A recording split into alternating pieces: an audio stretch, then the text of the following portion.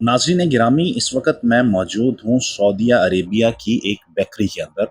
Bakery को अरबी में मखबज़ बोला जाता है और यहाँ पर इस वक्त एक रवायती रोटी लगाई जा रही है। लाल आटे से ये रोटी तैयार की जा रही है और आपके सामने एक तंदूर नमा भट्टी लगी हुई है, जिसके अंदर ये रोटी लगाई जाती है और इसके बाद इसको दर्ज झैल तरीके से पैक करके बेचा जाता है। मैं आपको बताता चलूँ कि ये बेकरी जो है ये एक मिनी मार्ट का हिस्सा है और यहाँ पर और भी बेकरी की बहुत सारी आइटम्स हैं जो ये लोग तैयार कर कर बेच रहे हैं।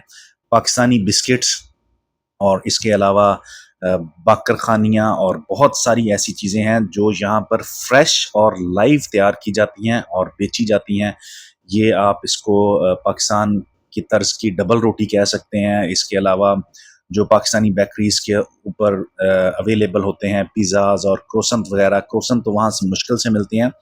और ये वो रवायती रोटी है जो एक तंदूर नमा भट्टी के अंदर लगाई जा रही है। यहाँ पर इस वक्त टेम्परेचर अच्छा खासा है, लेकिन इसके बावजूद इस भाई की हिम्मत को दाद है कि वो ये रोटियां लगा रहा है।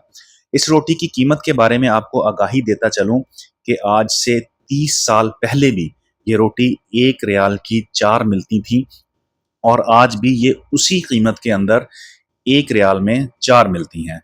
ये इस मखबज़ यानी बेकरी के अंदर दिन में तकरीबन 4 दफ़ा लगाई जाती है और हर नमाज के बाद लगती है।